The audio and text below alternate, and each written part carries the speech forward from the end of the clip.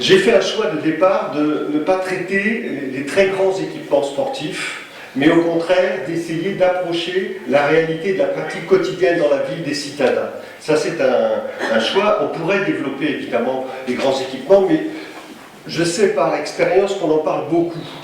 Il y a des grands discours sur les très grands équipements, les grands stades, nous en avons fait dans la société ISC, mais je trouve que c'est plus intéressant de réfléchir sur cette dimension plus urbaine, même si ça va dans le sens de ce que je disais sur les problématiques posées en entrée.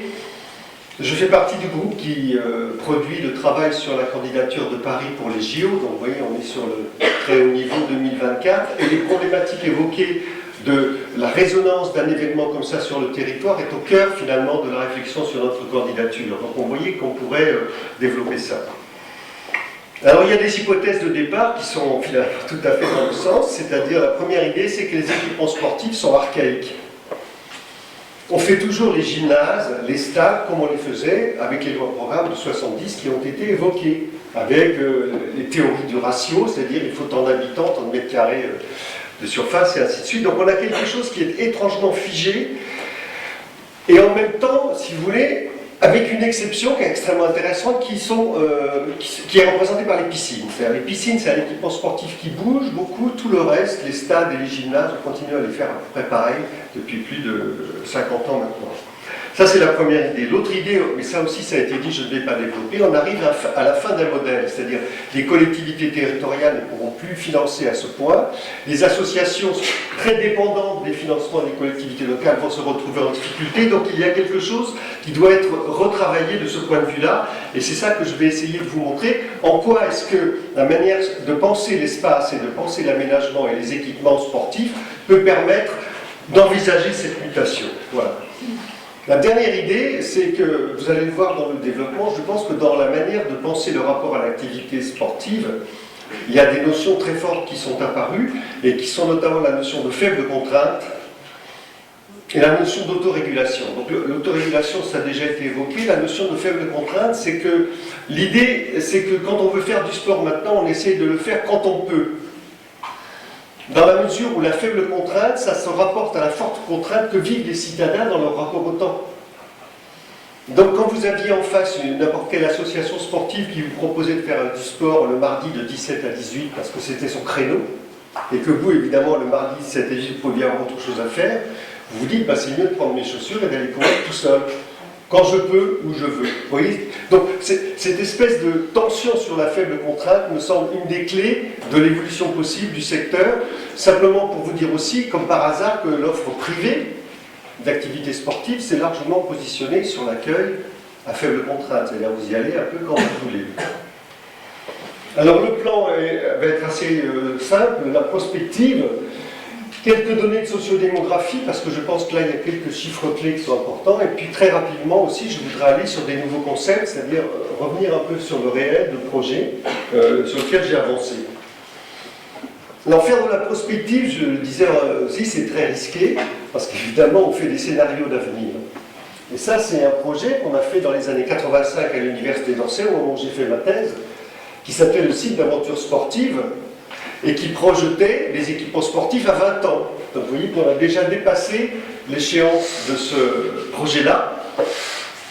L'idée, c'était, les citadins font de plus en plus de sport de nature, ils vont sur les sites de nature, mais ils ont besoin de s'entraîner en proximité de la ville. Donc on leur propose, en proximité de la ville, un espace de pratique artificielle qui va leur permettre de vivre au mieux leur pratique sportive au quotidien quasiment, et ensuite en vacances et en week-end, ils iraient là-bas.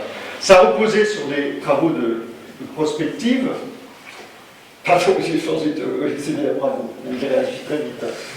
Donc sur lequel, effectivement, on avait développé des tendances lourdes d'évolution et des faits porteurs d'avenir, hein, c'est des clés communément utilisées en prospective. On peut dire, quand on regarde cette liste, que beaucoup de choses qui ont été pensées comme étant des tendances lourdes se sont avérées l'être. On ne s'est pas tellement trompé de ce point de vue-là sur ces dimensions massification, féminisation, sport de nature. Faible contrainte, je voulais déjà développer là. Elle était d'ailleurs, la faible contrainte était pas aussi puissamment décrite que ce que je viens de faire. C'était vraiment l'idée que je veux faire un peu du sport quand je veux, où je veux, mais il n'y avait pas cette idée que je gère un temps de plus en plus tendu dans ma vie de citadin. Allongement du cycle de vie sportive, je fais du sport de plus en plus jeune, les bébés ou même in utero, et puis après les personnes âgées, quatrième âge. Ça, c'est une véritable donnée. La technologisation, c'est de plus en plus on a les appareillages, les appareils pour faire du sport. Et puis le temps de loisir, là aussi, ça renvoie à la segmentation des temps de vacances. Il y avait tout un travail aussi sur l'urbanisation déjà, donc il me semble extrêmement intéressant de voir où on en est arrivé.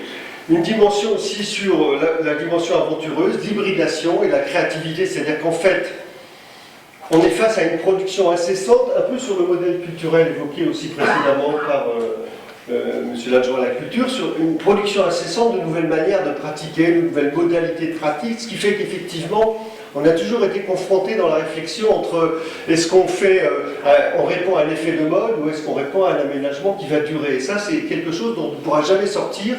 Il y aura toujours production de nouvelles modalités de pratique. Dernier item, je ne le développerai pas puisque c'est ce que j'ai dit à l'introduction, c'est que l'univers du sport professionnel se définit comme un champ à part, dans la mesure où il est sur des logiques économiques différentes, avec des espaces différents, et avec, si vous voulez, un modèle économique différent. Deuxième idée qui était apparue, donc là c'est dans l'an 2000, c'est le parcours ludique et sportif, le parcours urbain ludique et sportif.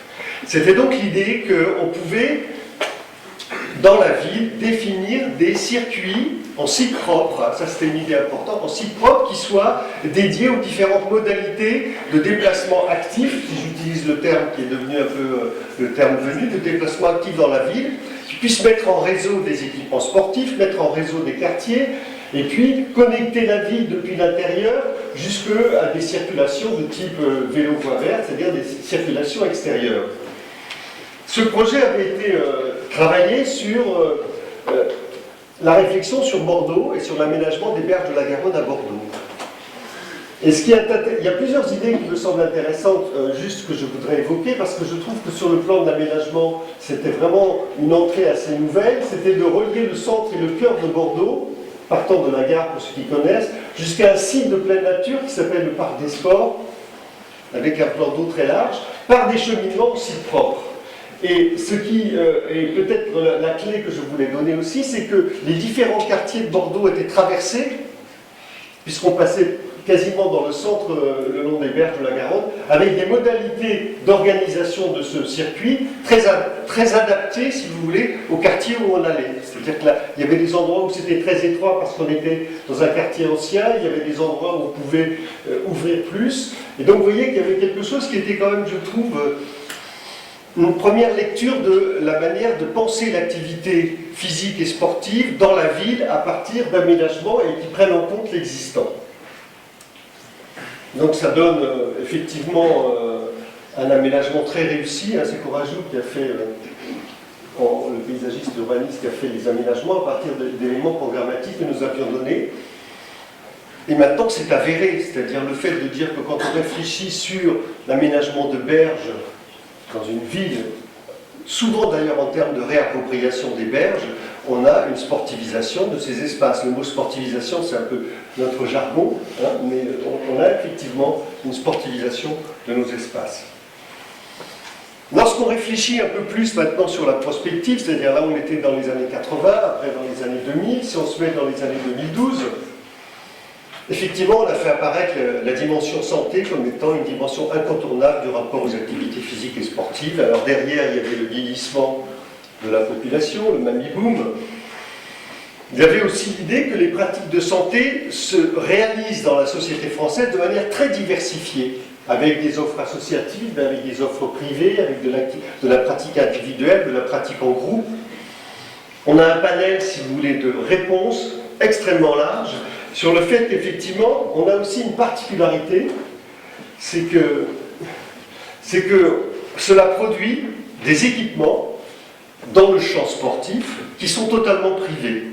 Et il n'y a pas d'autre exemple dans le domaine.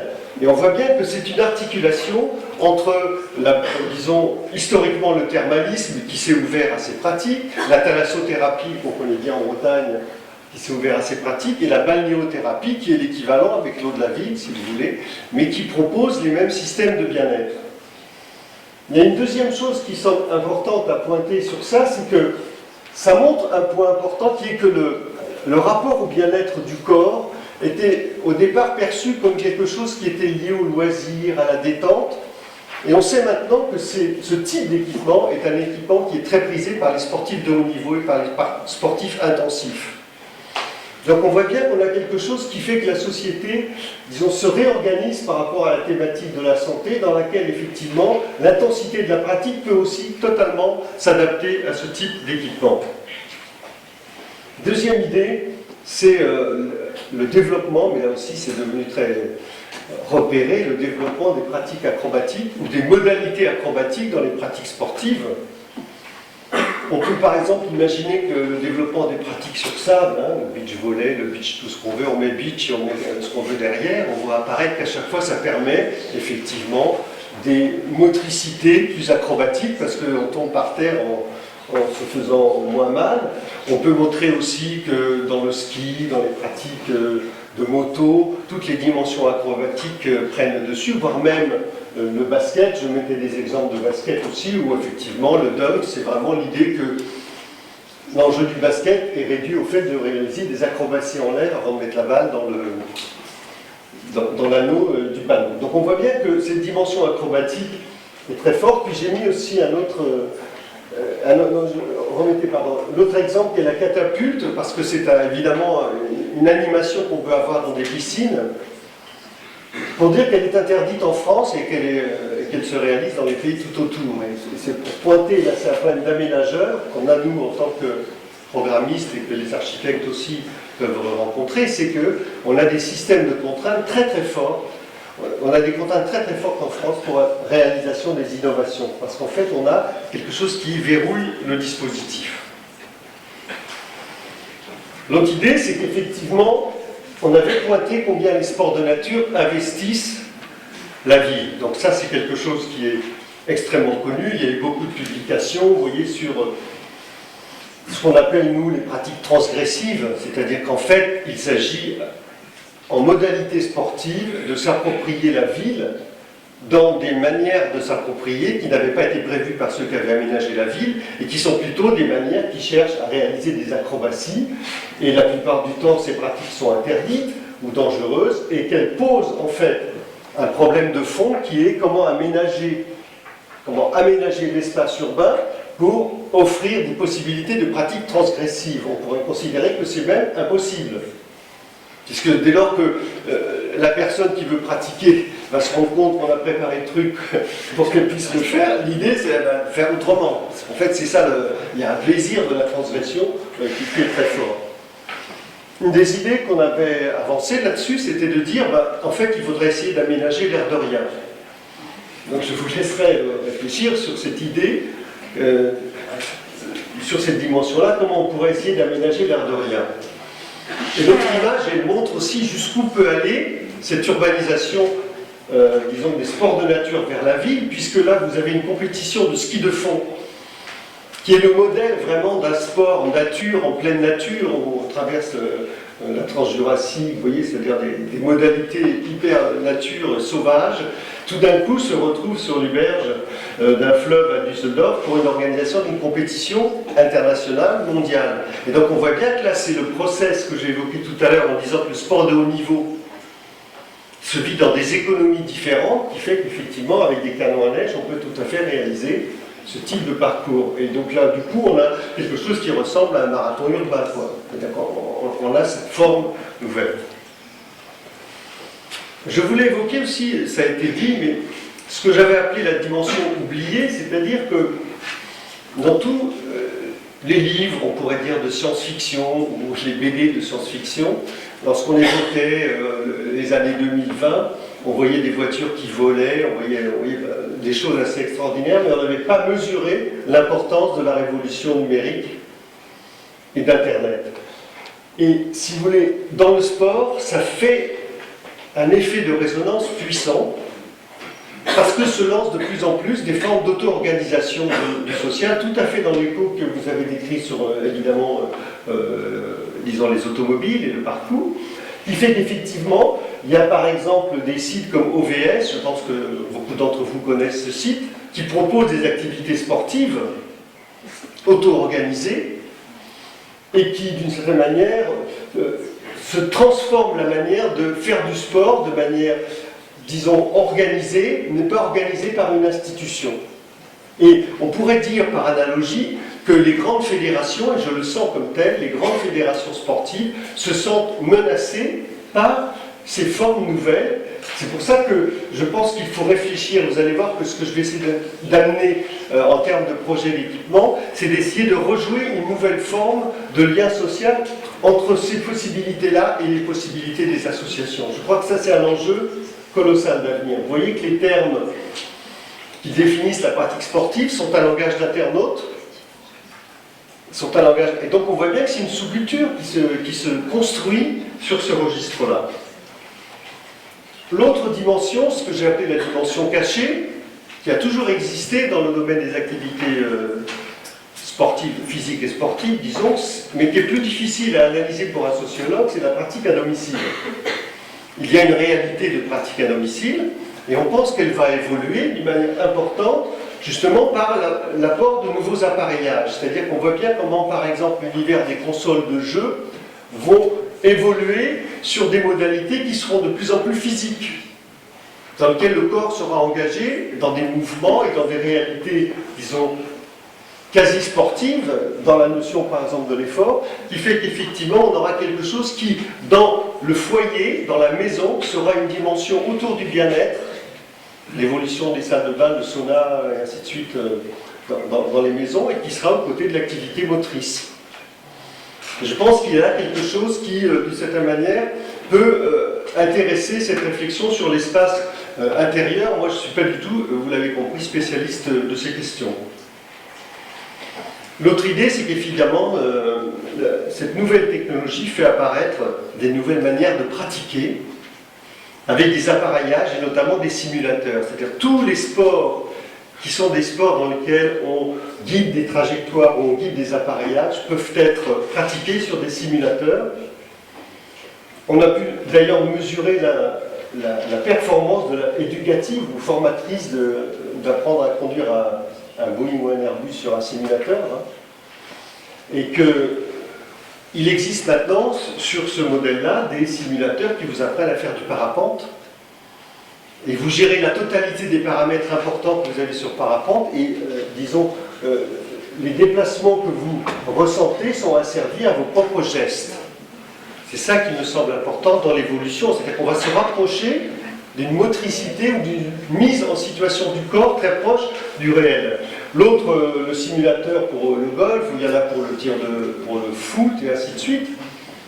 Pour le moment, ce sont des outils assez grossiers. Mais il suffit de se projeter un peu pour imaginer l'immense possibilité d'amélioration de la performance en termes de mesure de la qualité du geste, et que les outils des entraîneurs vont être des outils qui vont de plus en plus se rapprocher de ce type de modèle. Bien sûr, dans le golf, qui a une économie à part, hein, dans le golf, il existe déjà ce type d'appareil dans des clubs de golf avec le professeur qui l'utilise pour ses élèves, ça existe déjà. Et moi, je fais l'hypothèse que dans la manière de penser les équipements sportifs, dont j'ai dit qu'ils étaient archaïques, parce qu'ils sont toujours sur le moniteur des travaux publics spécial équipements sportifs, je ne sais pas si certains d'entre vous voient le truc, bon, même si on a eu 10 éditions, c'est-à-dire ils sont pensés avec des espaces qui sont uniquement dédiés à l'aire de pratique, plus les vestiaires qui vont avec. C'était vraiment une vision extrêmement fonctionnelle de l'usage. Et donc, l'interrogation, c'est dans les équipements sportifs, est-ce qu'on va penser des espaces de ce type permettant petit à petit de gérer des interfaces? Alors, il existe, il me semblait qu'il y avait un autre truc, c'est après, il existe, si vous voulez, dans cette idée de mettre la pratique en relation avec l'usager mis via les nouvelles technologies, ce qu'on appelle des mobiliers urbains, sportivisables, connectés, interactifs, c'est un ami en fait, c'est Récréation Urbaine, c'est une société qui a imaginé ce type. Et donc vous voyez, ce sont des bancs sur lesquels on peut s'asseoir, mais ce sont des bancs aussi sur lesquels on peut skater, puisqu'au départ ce sont des pratiquants de pratiques de roule. Et avec son smartphone, on peut se mettre directement connecté et avoir toute une série d'informations sur la ville, sur l'endroit où on est, sur la pratique, sur la météo. C'est-à-dire qu'en fait, le réseau, disons la ville rentre en résonance avec l'usage. Je pense que c'est ce que vous avez dû aborder dans les conférences qui ont été précédemment évoquées par Madame la Présidente sur l'idée des réseaux. Je voudrais aussi montrer que dans ces dimensions nouvelles, on arrive très vite à des modalités qu'on peut qualifier de virtu réelles. Avec un exemple là que j'ai pris pas par hasard, vous vous en doutez, qui est le fait qu'on pourrait faire l'ascension du Mont Ventoux en vélo, en étant sur un vélo totalement asservi, c'est-à-dire qu'en fait, et la position du vélo et la pression nécessaire sur les pédales seront totalement liées à l'endroit où vous êtes de la montée, donc à la pente, et au virage que vous négociez. Donc vous allez faire une montée, alors vous pouvez la faire à Rennes, hein. Vous pouvez faire à Rennes une montée du Mont Ventoux, avec devant vous le paysage évidemment magnifique qui se déroule au fur et à mesure de votre montée, dans une réalité physiologique, j'ai envie de dire, énergétique et physiologique de l'effort. Alors une fois qu'on a posé ça, on voit qu'on peut faire une compétition avec un copain qui lui sera à New York et qui va faire la course en même temps, vous allez le visualiser. Vous pouvez faire aussi la course avec, je ne sais pas quel champion, Eddy Merckx, si vous voulez, je ne sais pas, mais c'est un peu vieux là. Vous pouvez faire une course avec un champion. Vous voyez ce que je veux dire? C'est-à-dire qu'on arrive à créer un univers de pratique sportive. Et pour nous, sportifs, puisque moi je suis un professeur de PS, je ne vais pas dire l'introduction, mais je suis un professeur de PS historique, quoi. Pour nous, on est sur une réalité de l'effort, véritable. Et pourtant, on peut dupliquer ça. Alors, je pense que ça évoque un univers qui me semble important, mais que je n'arrive pas à décrire. Peut-être que vous avez travaillé ça, c'est l'univers de l'ubiquité. C'est-à-dire qu'en fait, on peut être à la fois à Rennes et à la fois sur le Mont Ventoux, dans une réalité d'un temps partagé. Puisqu'en fait, on va monter le Mont Ventoux, et en plus, en faisant la course avec un copain qui est carrément à Lille ou à l'autre bout de la planète. Donc il y a vraiment quelque chose qui me semble une piste assez étrange, qui est la piste de l'ubiquité. Le dernier exemple sur l'analyse de la prospective, c'est un truc qu'on n'avait pas vu, c'est pour ça que je le mets. Je ne sais pas si vous connaissez le workout, c'est une nouvelle discipline urbaine, et ça consiste à prendre des positions incroyables en force et en immobilité.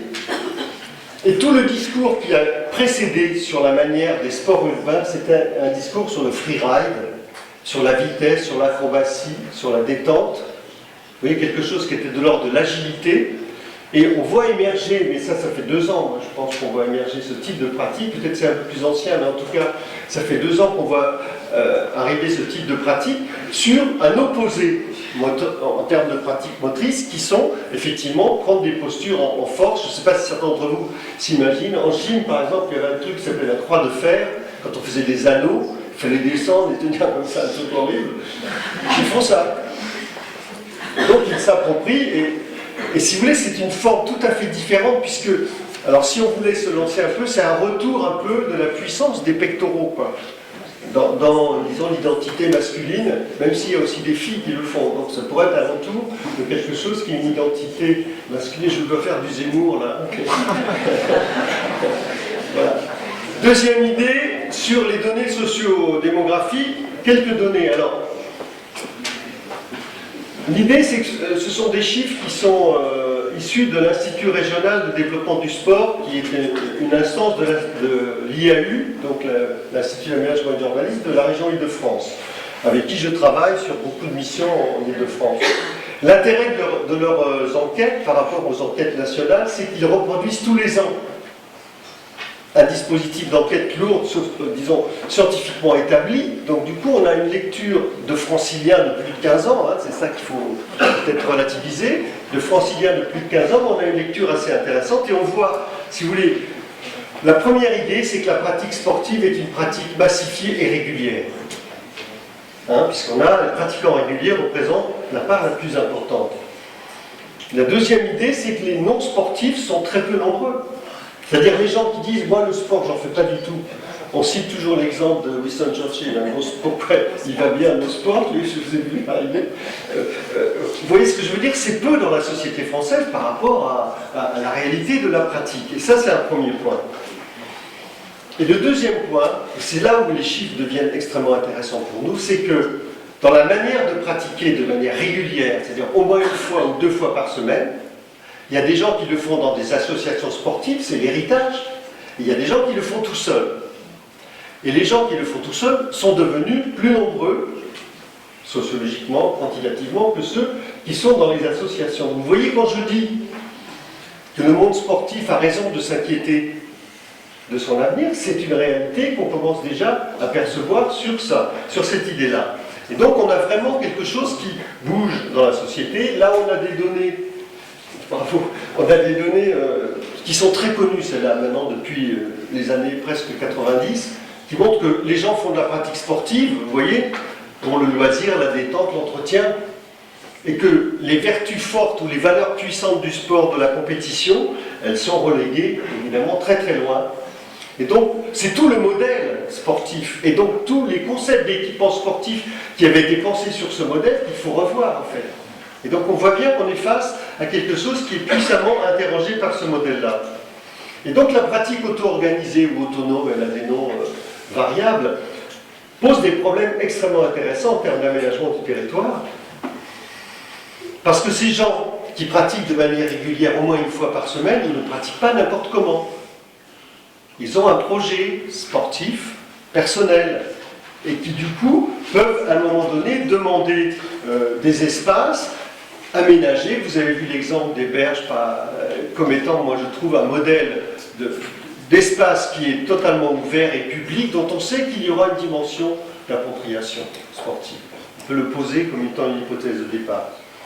L'autre idée, c'est que ce qu'on appelle, alors là ça renvoie aux grandes politiques du ministère des Sports, les éloignés de la pratique, en général sur les handicapés, les femmes et les jeunes dans le quartier, vous l'avez abordé aussi dans votre texte, pose un problème très particulier. J'essaie aussi, moi, de montrer que c'est sur ces enjeux-là qu'on peut essayer de faire avancer les choses, avec une hypothèse qui est la mienne, mais qui n'est pas partagée par d'autres collègues, qui est que le mouvement sportif, sa seule hypothèse de s'en sortir, dont je parle des clubs, les associations, c'est de se rapprocher de ces publics-là.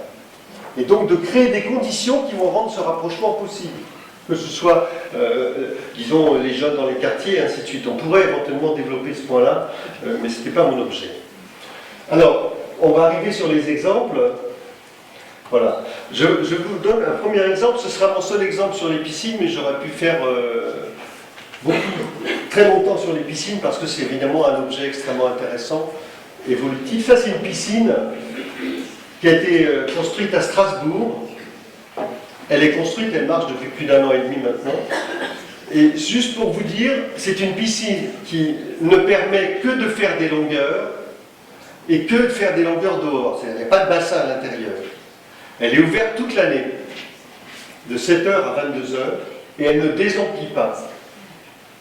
Ça, c'est un pari, parce que moi j'ai fait toutes les études sur cette piscine, et au début on nous a dit, mais vous êtes fous, il n'y aura personne dans cette piscine l'hiver pour aller nager dehors. C'est une erreur, les gens veulent nager dehors, parce que c'est beaucoup plus agréable, hein, je pourrais vous développer l'argument.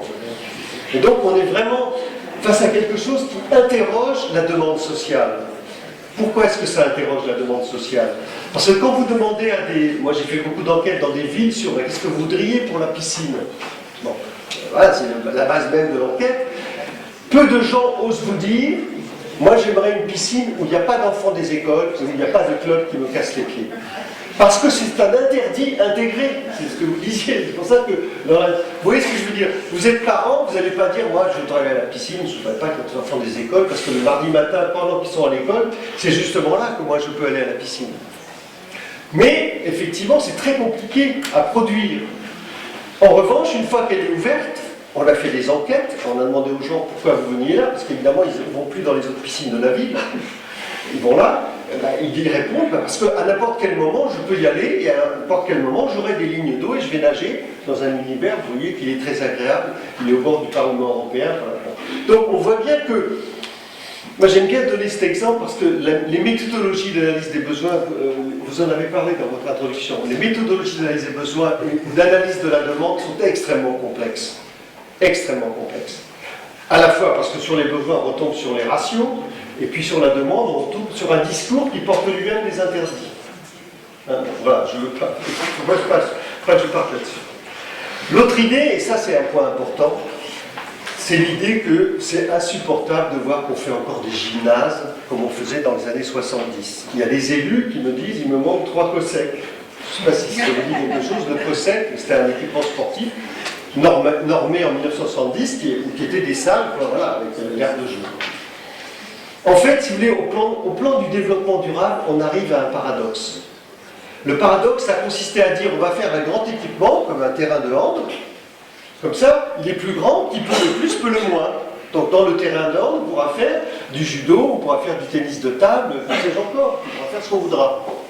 Or, quand on analyse l'activité, quand on fait le moins, le petit, on chauffe le grand, on éclaire le grand et on entretient le grand. Donc sur les grands volumes, vous voyez ce que je veux dire. Donc sur le plan du développement durable, on est à côté de la plaque. On a fait une économie en construisant très grand, mais ce sont des équipements qui coûtent très cher. Et puis derrière, en fonctionnement, d'abord ils se bagarrent pour les créneaux. Je ne sais pas s'il y a des responsables sportifs, mais c'est une véritable bagarre pour avoir les créneaux dans ces équipements polyvalents. Et puis derrière, on n'est pas très, je ne sais pas comment dire, intelligent dans la manière de penser le rapport entre l'équipement et l'usage qu'on en fait. C'est un usage très globalisé. Et donc je propose une première réflexion, moi, qui me semble extrêmement intéressante en sport, c'est le couvert d'enclos. Donc ce sont des préaux-sportifs qu'il s'agirait de réhabiliter. Pourquoi est-ce que c'est intéressant un préaux-sportif? Parce que vous voyez que c'est duel. C'est pour ça que j'appelle ça parfois des espaces transitionnels. C'est-à-dire que ce sont des espaces que les pratiquants libres peuvent s'approprier, puisqu'ils sont ouverts et accessibles, mais la qualité de l'espace fait qu'on peut aussi faire un vrai match de basket dedans. Si je prends l'exemple du basket, vous voyez ce que je veux dire. Et donc l'idée que j'ai, et vous allez le voir, je vais la décliner sur d'autres exemples, c'est que si on place ce type d'équipement, par exemple pour le basket, à côté d'un gymnase classique, dans lequel il y a du basket avec un club de basket, des jeunes pourront venir jouer sur les playgrounds autour du basket, et le club jouant dans la salle, évidemment du lien social va se créer. Si vous mettez le playground au pied des tours, comme ça s'est beaucoup fait dans les politiques du ministère, c'est-à-dire on mettait les J-Sports au pied des tours, et puis le basket était dans un gymnase fermé à clé avec un gardien, bien sûr que les gens ne se rencontraient pas. Et puis la demande sociale de faire du basket dans la ville, c'est je fais du basket à l'heure que je veux, toute l'après-midi si je veux, et l'autre il a son créneau de 17 à 18, et après il faut qu'il laisse la place pour le ping-pong. Vous voyez qu'on est sur quelque chose qui est très décalé dans la réalité. Et pourtant, c'est complètement paradoxal dans la mesure où l'identité même du basket, et si je prends la NBA, c'est le playground. Donc on peut faire l'hypothèse que des gens qui font de la compétition de basket dans un club, ils traversent ce playground-là, ils vont jouer avec les gamins avant. Et donc on va créer très facilement du lien social. Ce qui me donne un concept d'équipement sportif où j'essaie de montrer que l'enjeu, c'est l'interface de l'équipement avec son environnement urbain, qui est la réalité de l'enjeu.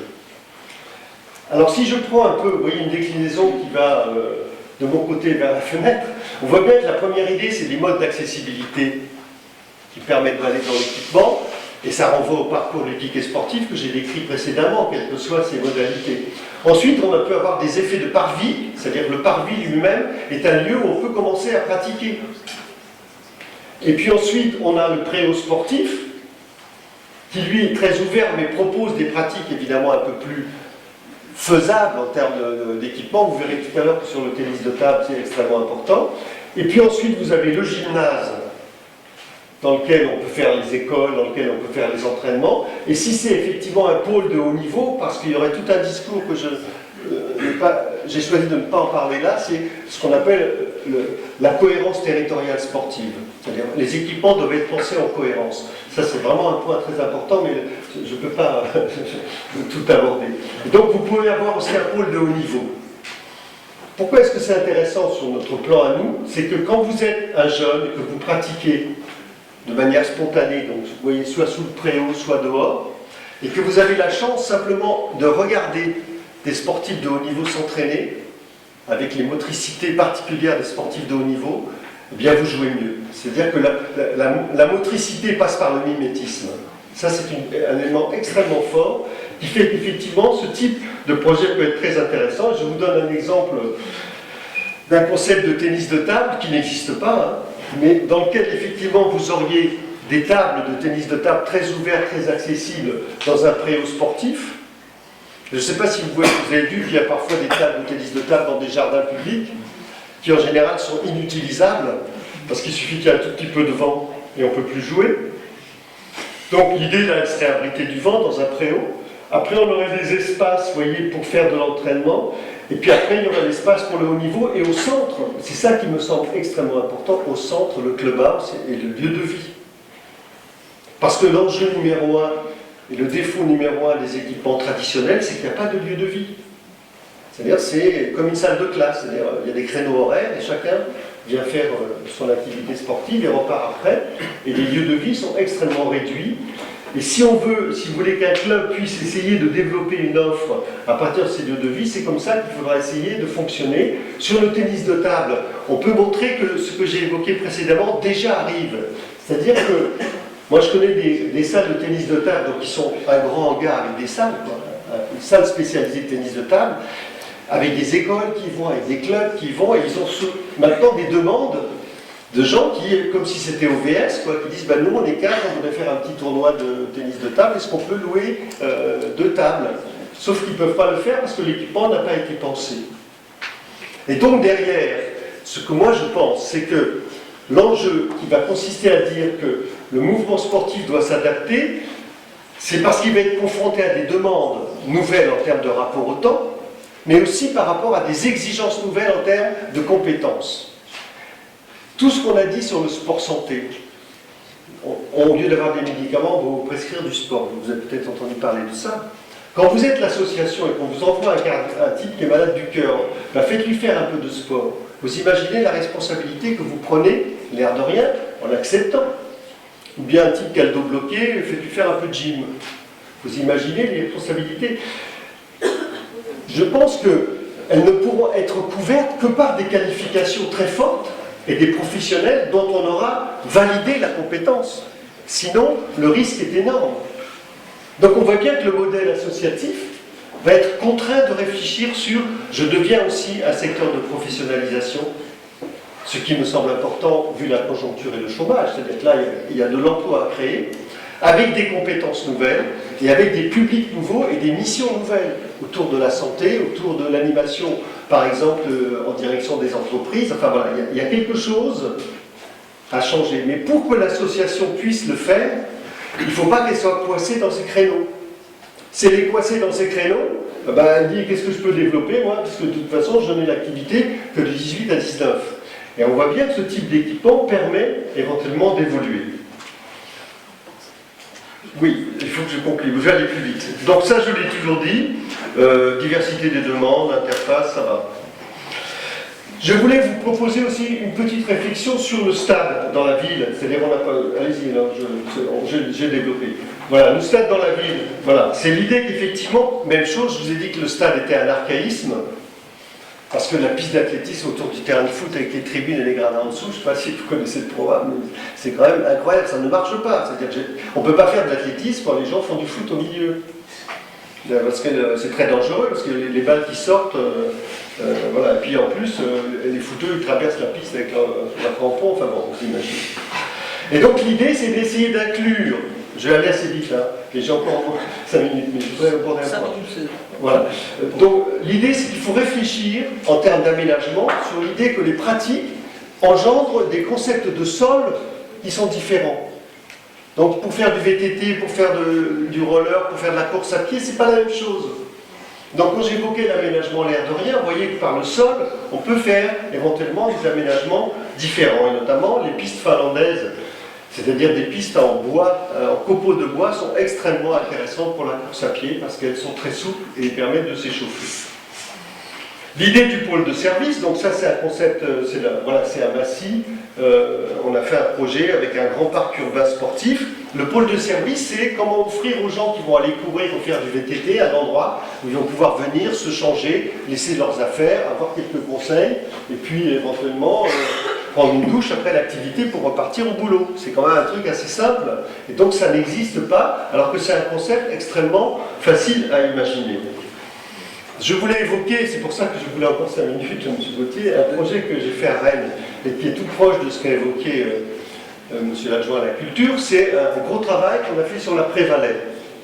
C'est 350 hectares sur le territoire de la ville de Rennes, qui est quand même assez exceptionnel, dans lequel il y a encore une activité, disons, d'agriculture, vraiment, et en même temps de très fortes appropriations sportives. Il y a des gens qui courent, il y a, pour les Rennais, il y a le Apigné, donc la baignade estivale et toute animation. Donc il y a une, si vous voulez, il y a une réflexion sur cet espace périurbain, qui est un espace vert, un poumon vert, dans lequel il y a des dimensions sportives, dans lequel il y a matière à réfléchir sur des projets. Alors c'est un projet complexe, hein, je ne veux pas le développer trop, mais ce que je voudrais dire, c'est que, voilà, on a fait nous une proposition, allez-y, changez, voilà, qu'on a appelé un concept en palimpseste, c'est-à-dire que sur l'avenir de ces prévalets, il y avait un urbaniste que je connais bien d'ailleurs, qui avait proposé de faire un lac de 200 hectares. Je ne sais pas si vous avez suivi ça. Il dit, je fais un grand trou et je fais un lac de 200 hectares à l'échelle de l'agglomération rennaise. Voilà. Nous, on a dit l'inverse. On a dit, il faut s'approprier ce territoire, voir comment étaient historiquement les cheminements, parce qu'il y avait un château. Enfin bon, peut-être vous connaissez mieux que moi le site, mais en tout cas, voilà. C'est un territoire qui vit. Et l'idée du palimpseste, c'est l'idée qu'on allait se poser sur ce territoire pour faire vivre, vous voyez, des activités. Et donc on voit apparaître cette idée que les activités sportives de pleine nature, des citadins rennais, allaient trouver des expressions nouvelles, et notamment en liaison avec l'agriculture urbaine, et en liaison avec les nouveaux agriculteurs. Et je peux vous dire que dans les énormes concertations que nous avons eues, les porteurs de l'agriculture urbaine, de l'agriculture en Bretagne, disons, refaire le bocage, tout ça, sont extrêmement dynamiques, novateurs, producteurs d'idées, très réactifs, et qu'on a vu que c'était là qu'il y avait quelque chose qui avançait. Je pense à votre position de verre. Moi, j'ai été très étonné par ça. Et donc, on pouvait imaginer des nouveaux types de fermiers qui sont sur la logique de la proximité du circuit court, mais qui sont en même temps des animateurs du territoire, mais qui sont en même temps des lieux d'accueil et d'animation et de confrontation des pratiquants de pleine nature. Donc le projet est très complexe, mais je voulais vous en parler parce que je trouve qu'à Rennes, ça a été quelque chose de très fort. Je conclue. Très bien. Futurologie. On ne peut pas, quand on fait de la prospective, s'interdire de rêver un peu, puisque toute prospective, c'est à la fois de la pratique et de la poétique. Hein. C'est une autre forme de définir la prospective. Donc, moi, j'ai été frappé par deux choses. Par les réflexions sur la vie du futur, sur l'agriculture verticale, et sur l'idée qu'on avait l'impression que l'agriculture verticale tendait à définir des sous-espaces de vie extrêmement sains, dans lesquels les plantes étaient nourries avec de l'eau, sans aucun engrais, c'est-à-dire une pureté absolue, mais totalement artificialisée. Et je trouvais que ça évoquait complètement le site d'aventure sportive que je vous avais présenté à l'introduction. On disait, mais finalement, l'avenir de la pratique, c'est une pratique totalement artificialisée, parce que là, au moins, on va respirer un bon air. C'est-à-dire, si l'air dans la ville est tellement pollué, il faut arrêter de courir dans la ville.